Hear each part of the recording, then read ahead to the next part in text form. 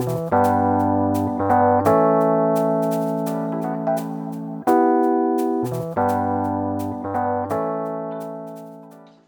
you, Marc, for taking the time for contributing to our virtual summit. You're a senior scientist at TNO. You have quite some experience in responsible innovation because you facilitate discussions, especially on ethics involved in the design and deployment of big data.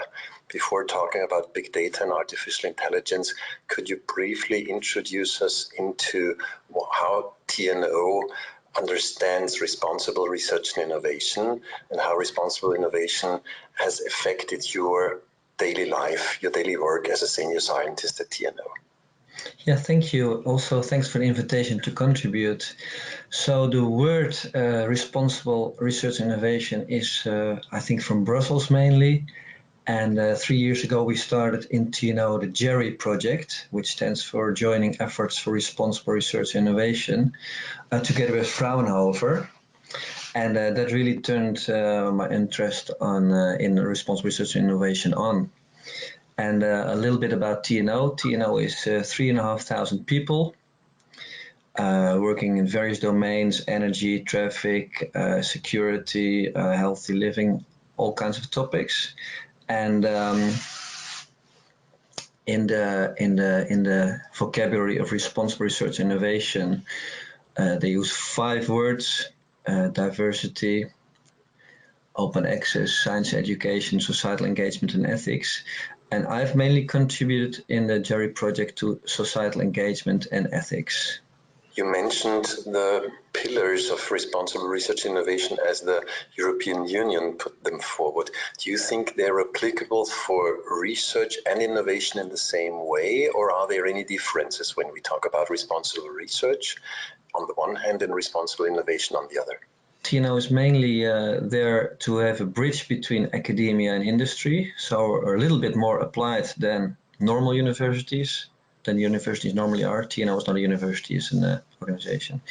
And a little bit more towards the fundamental when looked from the industry, so we're really in between. In that sense, we're more into the responsible innovation. And also when I use the words within TNO, we mainly use the words responsible innovation.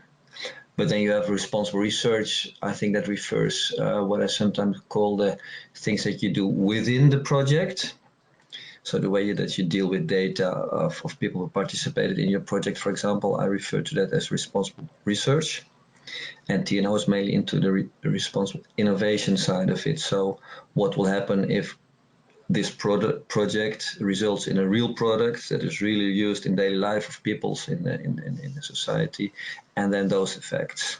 That's also, by the way, that I understand ethics is not only the ethics within the research, but for me, also because the role in applied science of TNO, more the ethics of this project when it has results, when there are outcomes, when it has impact in society, and the ethical questions that raises.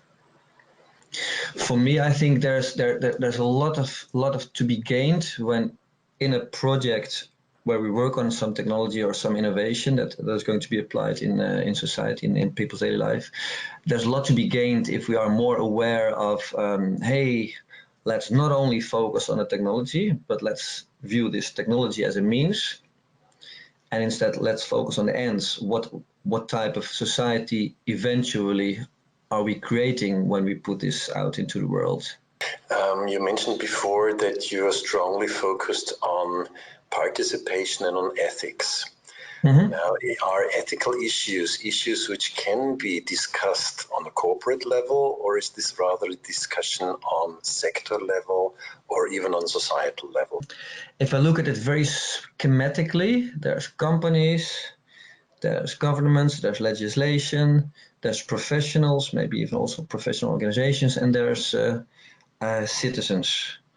You can a little bit recognize in that the quadruple helix or something like that. And your question referred to responsibility. I also like to look at it from who has power. And I'm afraid the situation is currently that, to my taste, there's a little bit too much power in the hands of companies. And I would love to see more power to to government or the European Union in that case for legislation, also to professional organizations. I was already mentioning very briefly the IEEE. It's working on it has been working on a beautiful document that's on the ethical aligned design of autonomous and intelligent systems. And there's also the roles of citizens, also sometimes referred to as users or customers, but I prefer the word citizen. Make them more aware of the way that the world is being shaped by companies, and a little bit of awareness of, hey, is this what I want? So what's the source of this power, and how could this power be balanced? Just to share with you, a couple of days ago I was walking the dog outside, and suddenly I had this image in my head of the again with my focus on tech, on YouTube, Facebook, Google, and the rest. As if all of us are now having strings attached to our bodies and pulleys and gears and levers and being monitored and being controlled, but it is invisible. But the effects are real, the way that we are nudged to do this, to nudged to do that. And your question was about power, so I think lots of power is being exercised, but very much in an invisible way. We've become so much used to it. Like, hey, it's of course it's handy to have an Uber. Of course it's handy if YouTube suggests a new video. But wait. Am I the boss of my phone, or is my phone, well, bossing me around? And yeah, and behind the phone, of course, are all these what I visualized as strings and levers and pulleys and gears. Behind it are the business models of the larger companies that you were, I think, already alluding to. On the one hand, and on the other hand is the Chinese, or maybe there are other countries as well, but it's often referred to as the Chinese model of the state owning the data, the state monitoring, surveying the citizens in order to have them to have control over them. Very similar model, not so different, only it's not about commerce, but it's about the state and having control. What would you say characterizes a European way of responsible research and innovation, or a European way of big data and artificial intelligence? Is it just about data privacy? Is it just about any kind of GDPR 2.0, 3.0, whatever? Or is there more about a European way of responsible ICT? Yeah, I think the GDPR that you're mentioning is a very good step. It started with privacy and data protection, but the document that the high-level expertise group on AI of the European Commission has delivered, I did read the first version that was issued in December, and I commented upon it. I haven't read the newest one a couple of weeks ago, but I think it still has the title Trustworthy. And I like to think that they mean with trustworthy not so much making us trust the AI, the systems, but more the other way around, to make AI systems that are worthy of our trust, so trustworthy. And yeah, I think it's a nice angle on this. And you were also asking about what makes it different. Well, human dignity, a concern for human dignity, and what follows from that, the fundamental rights of the European Union. So there's freedom, there's solidarity, there's equality. And then if you take all of them seriously, you have lots of criteria to decide, well, if I imagine the product that we're now working on, what type of society will it help to create? Is it going to be towards more inequality or more towards equality? And then similarly for freedoms that people have, similarly for solidarity. So all of these principles and fundamental rights, I think you can have in your mind while working on your project, and then imagining the type of society that you do help or do hinder to create. How do you perceive the responsibility and the awareness of responsibility of the ICT sector? Are these companies aware of their responsibility? Do they approach the responsibility issue in a proactive way, or are they just a little bit under pressure, fearing that AI might be the next GMO? so that AI might lose the public acceptance in a similar way as, for example, nuclear power has lost its license to operate in Germany, and GMOs are seen quite critical in different European countries. Current shortcoming of the ICT that is available in Europe is all of it is from the US. I mean, not all of it. There's some of them from Israel. There's maybe one or two from Finland.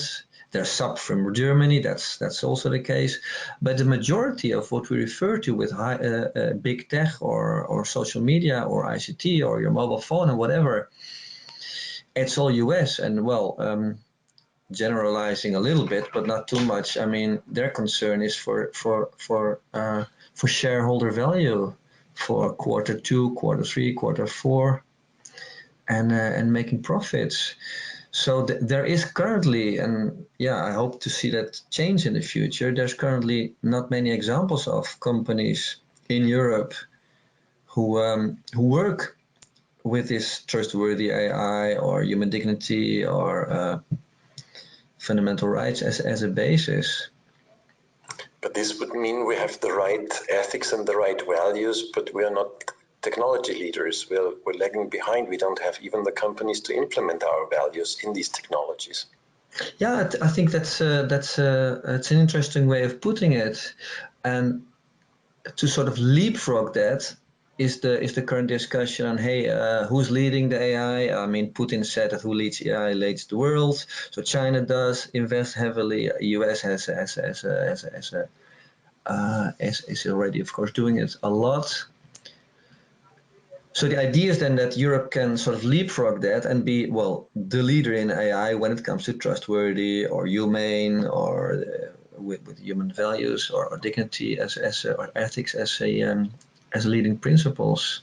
That would be like possible if you have a clear vision on this is what you can do in Europe, and this is the kind of companies that we want, this is the kind of services also that you yourself would want if you think about it twice. This is also the kind of products that you want to put into the world. I mean, for your children to use. That's often an appeal that works for people like your daughter or your son or your grandson or your granddaughter. What kind of world do you want them to inherit? And that often helps people to make contact with their intrinsic motivations to do good, rather than Q2 make money, Q3 make money again, and then what have you. We were talking before about the ICT sector and AI as a specific subsector. In the Living Innovation Project, we deal with smart homes and smart health, which might be specific applications of ICT, a specific application of artificial intelligence. But on the other hand, it is more.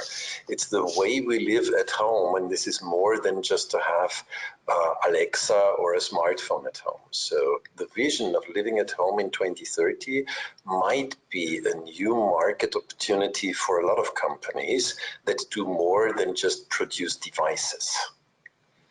What is your vision about living at home in 2030? How will living at home look like from your view, from your background knowledge in artificial intelligence?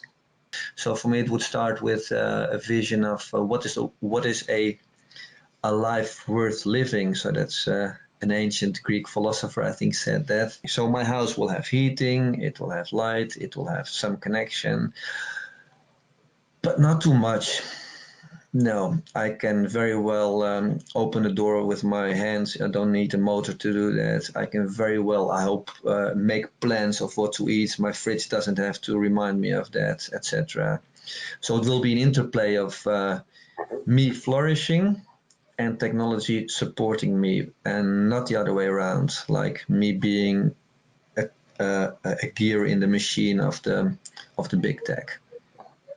You mentioned the term virtue ethics. Would you like to explain a little bit what you meant by that? In the field of ethics, there are some main traditions. So there's virtue ethics of Aristotle, for example, and then it was forgotten a little bit. It was taken over by the church in the Middle Ages, and then came the rationality of the deontology, the duties that you have of Kant, and then came consequentialism by Jeremy Bentham and John Stuart Mill. They take into account the effects and the pluses and minuses of that. And then virtue ethics is making a sort of a comeback in professional ethics, in business ethics, in applied ethics, and also in ethics for technology and innovation. And Shannon Veller, in a book in 2016, Technology and the Virtues, writes extensively about it very beautifully.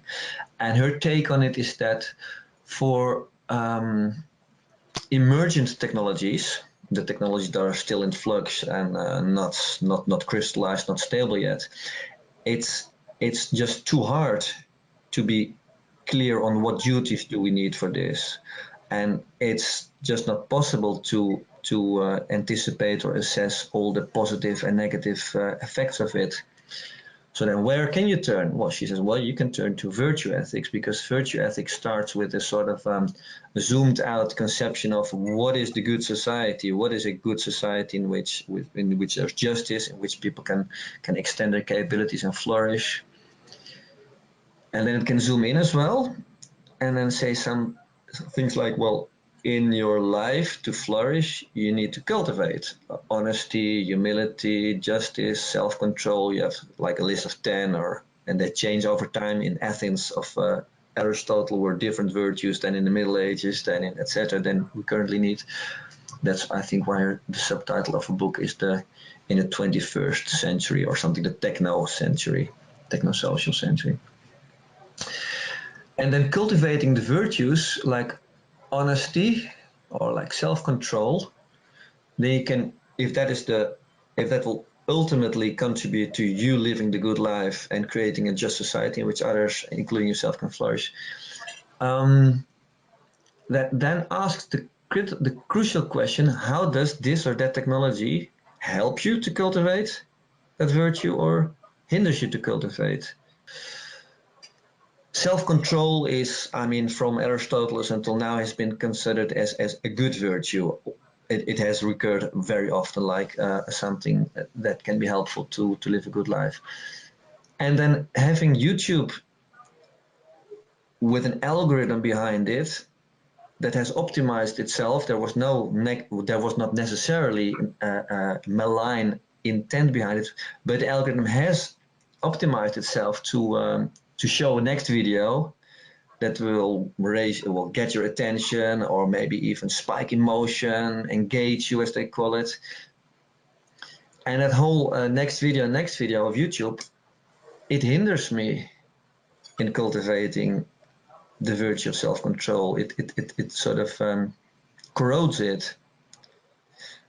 So that's why we would need, for example, to make a YouTube as follows. It first asks a question. So how long do you want to spend on this? And what's exactly your research question or your entertainment need at the moment? Well, watch cat videos for 20 minutes. That should be enough. Or yeah, I want to see this TED talk, 18 minutes. And I said, okay. After 18 minutes, it stops, or after 20 minutes, it stops. It's a weird feature, and a company built on grabbing and holding people's attention will not implement it. But well, like we were talking about 30 minutes or so ago, yeah, I would love it if there's a European company that says, yeah, this is what we want to offer to people. We talked a little bit about artificial intelligence before. Let's have a deeper dive on this. Mm-hmm. There are some promises around artificial intelligence, and there are some fears. Which of them are realistic? Which of them are myths? And which are completely science fiction? So my concern is power and agency. Too much power with companies. We need to give power to governments, to legislation, to professionals, to professional organizations. Why not have something like a Hippocratic oath for data scientists? And that goes way beyond I will treat your data and privacy data protection, but that will be more like the ACM or the IEEE have, like we will put human dignity and freedom and equality top. So power and then agency. Peter Paul Verbeek, he is a philosopher of technology in the Netherlands, but internationally renowned. He will often talk about technology and people, and then not in this artificial either or sense, but in an end-end sense, we've always been technological. So I do not have the mindset of how can we control the technology, because the human condition is making technology, and then also, and that's the weirder and more difficult part, also being influenced back. We create the technologies, and in turn the technologies create us, sort of. That was Winston Churchill in architecture, I think. But a similar and that of course is the question of agency. Am I an agent, or am I making the technology into an agent? Mm-hmm. And then my tendency is to sort of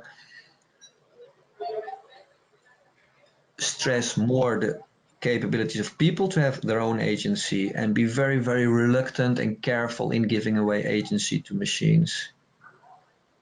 Isn't it also a question of knowledge and a question of capability? So imagining that doctors' expertise might be first supported by an AI that gives advice, that does the analysis of any kind of illness. And after a few years, the doctors might lose this knowledge, this experience, because they just tick one box and they say, okay, the AI suggested the right treatment, and again and again and again, and then the doctor might decide, well, I think I know better, but in this specific case, he did not know better, and the patient died. And then the insurance company showed up and said, why did you overrule the AI? Now you're reliable for that because you overruled the suggestion of an AI. And after this big, very famous situation, all the other doctors might not feel quite easy in overruling the AI's advice. So at the end, they just put ticks under suggestions that come from AI. So these developments of slowly but surely losing knowledge, losing experience, but also losing self-confidence, and the systemic effect that undermines this, are these tendencies that we can even prevent? The idea of the professional keeping his or her capabilities, well, on a certain level, of course, because otherwise in a couple of years' time, exactly like you're saying, because of lawsuits and the rest, and reputation and the rest, no, the computer said yes, the computer said no, but what am I then? I'm not a doctor anymore. No. So indeed, he or she will have will want to have their capabilities up to a certain level, and then be very deliberate and very specific on, but this part of my diagnosis I've delegated to the AI, and also I will be I remain and will be and remain accountable for it, of course. However, that will also introduce problems or questions regarding understandability and explainability. Because then if I am the doctor and the computer says, hey, something, diagnose A, I need to be able to look into why it says this or that, the understandability, and I'll also need to be able to explain it to the patient, because the patient, if all is well, will not accept what the doctor says so, because the computer says so. We're finger pointing. So how can you ensure that algorithms do the right things? Yeah, there's lots of concepts that I think hang together with it. I like to put transparency in the middle, so the transparency of the data collection, the big data, the algorithms, the AI, and then hopefully there will be it will be controllable. There will be meaningful human control, so that also you can be, and that comes sort of out of it on a higher level, so you can be and remain accountable for it. So controllable, accountable, sort of sit on top of transparency of algorithms in AI, and then underneath, more towards the data science layer, is it also understandable and explainable? Do we understand? Can we explain it? And I think these four concepts hangs together. It is controllable if it is transparent in such a way that I can understand it and explain it and be accountable for it again. So there's sort of an arrow going through it. How could companies implement ethics and, more in general, responsible innovation in practice, which would be 3 takeaways, 3 advices that you would give to a company that tries to approach these issues for the first time? Yeah. The what I like to see is 3 things. One is this is very general wish or recommendations, is that they focus on ends, that they have a clearer picture of what they want to achieve in the world, what kind of society they're effectively helping to create, and then treat technology as a means towards that end. Another thing is sometimes people look to us or to other colleagues who have some knowledge or expertise in ethics. Hey, what should we do? And then we have a system. We don't give answers. We give them a process back of 3 steps. Step 1 is please think for yourself of the issues that can go wrong or that have risks in it.